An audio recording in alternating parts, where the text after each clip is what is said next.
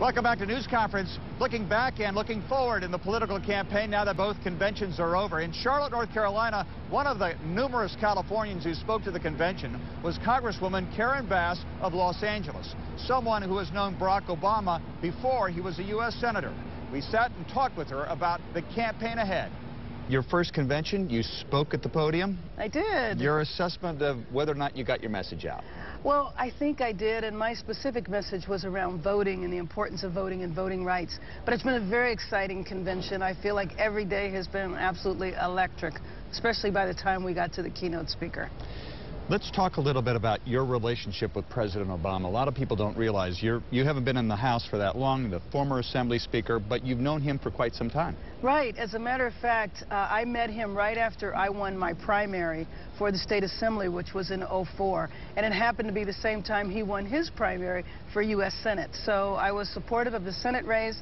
And, of course, I was very excited when he announced he was running for president and was active in his campaign. Actually, Kamala Harris and I co-chaired African Americans for Obama in the state of California. Well, we covered her with Eric Garcetti in the snows of Iowa. Yeah. Now, what was it about him early on that you realized? Did you say to yourself when this guy's running for Senate, hey, this is presidential timber? Well, no, actually I didn't, because I was just so excited about the idea of him being in the Senate. Because how historic was that? There hadn't been an African American in the U.S. Senate in many, many years. So, no, I was just focused on that. And then when he decided to run for president, though, I just thought that he had so much to offer, and I really believed that he had the capacity to excite a lot of voters who really were either disenchanted with the process or hadn't been involved in the process. And I also thought he was going to do something with technology that we hadn't seen before. We heard a lot about education. Let's talk a little bit about that. Sure.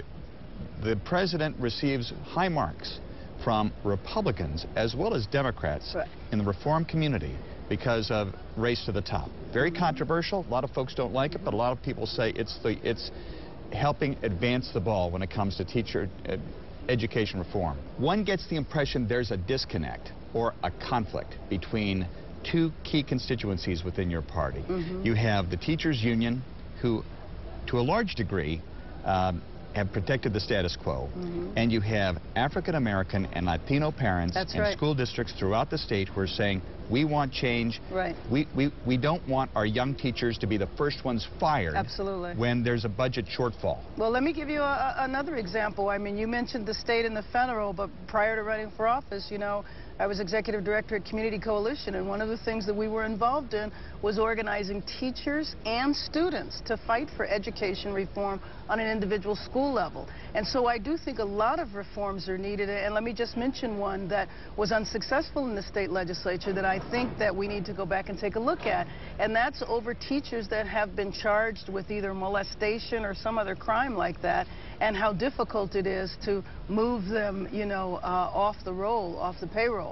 And I do think a lot of... That was Alex Padilla's bill. It passed out of the Senate. Right, but it stalled. In Assembly Ed, four members took a walk, and it didn't get enough votes. Exactly.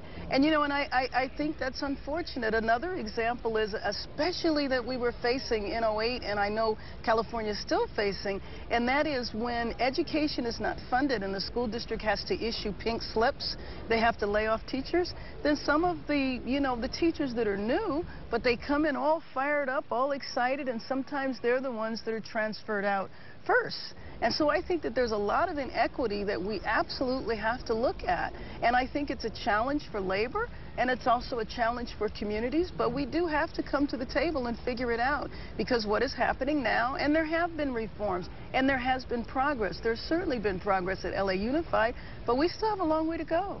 In a second term, if the president is able to win re-election, do you anticipate another stimulus package that would help the state in some regard? I would love for there to be another stimulus package. I really would. I mean, I thought the last stimulus package was great, but we needed so much more money, and you know they just couldn't get it through. So whether or not that's going to happen, it not only depends on the president. We have to win the 25 seats so that we can take back the House of Representatives.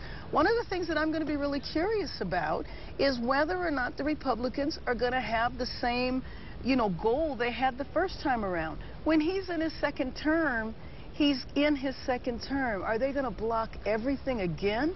Are they going to drive the United States up to a cliff like they did over the debt ceiling?